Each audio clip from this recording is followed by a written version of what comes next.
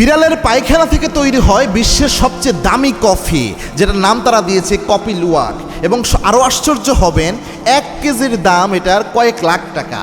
এবং এটা খাওয়ার জন্য যারা বড়লোক রয়েছে, অনেক সলভেন্ট অবস্থায় রয়েছে, তারা চিন্তা করে কখন এটা পাওয়া যায়। এবং এটা এমনভাবে তৈরি করা হয় যেটা আপনি আল্লাহর সৃষ্টিকে দেখলে আপনি অবাক হবেন। এটা হালাল হারামের যে ফতোয়া, এটা পরের দিকে আসছি, আগে দেখেন এই কপি লুওয়াক তারা যে তৈরি করে, তারা যেটা করে, বিশেষ এক ধরনের বিড়াল রয়েছে, এই এক ধরনের বিড়ালকে তারা এই কফির বীজটা তারা খাওয়ায়। এই কফির বীজ বিড়ালের পেটে যেয়ে পুরোপুরি হজম হয়ে যায় না। এবং আল্লাহ রাব্বুল আলামিন বিড়ালের পেটে, ওই ধরনের বিড়ালের পেটে এমন ধরনের উপাদান রেখে দিয়েছেন যেটা এই বীজটাকে ফার্মেন্টেশন হয়, এবং ফার্মেন্টেশনের মাধ্যমে যেটা হয়, বীজ হজম হয় না।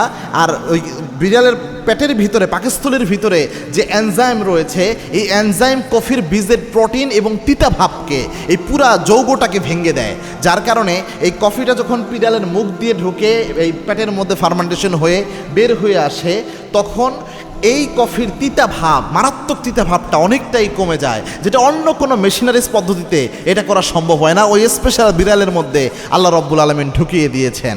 এবং এই বিড়াল, রাসূল সাল্লাল্লাহু আলাইহি ওয়াসাল্লাম, বিড়ালের উপকার তো আল্লাহর হাবিবের হাদিসের মাধ্যমে জানা যায়।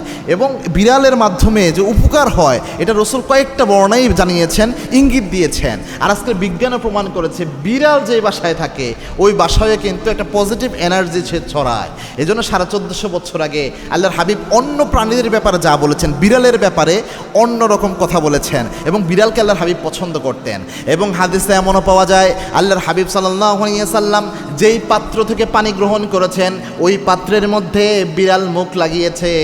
আবার আল্লাহর হাবিব সাল্লাল্লাহু আলাইহি ওয়াসাল্লাম ওই পাত্র থেকেই পানি ব্যবহার করেছেন। সুবহানাল্লাহ, বিড়ালের উচ্ছিষ্টের যে পানি, ওটা আল্লাহর হাবিব ব্যবহার করেছেন, এরকম বর্ণনাও পাওয়া যায়। সুতরাং এই বিড়ালের মধ্যে এতগুলো নেয়ামত। এখন এই কফিটা খাওয়া হালাল না হারাম, এটার ব্যাপারে যে দেশে এই জিনিসগুলো বেশি হয়, এখানে উলামা একরাম বলেছেন, যেহেতু এটা কফিটা পায়খানার সাথে মিশ্রিত হয় না, কফির বীজটা সেমভাবে বের হয়ে আসে, আর কফি তো তৈরি করা হয় ভিতরের জিনিসটা দিয়ে। সুতরাং অধিকাংশ উলামা একরাম তারা বলেছেন এটা হালাল হবে, এটা হারাম হবে না।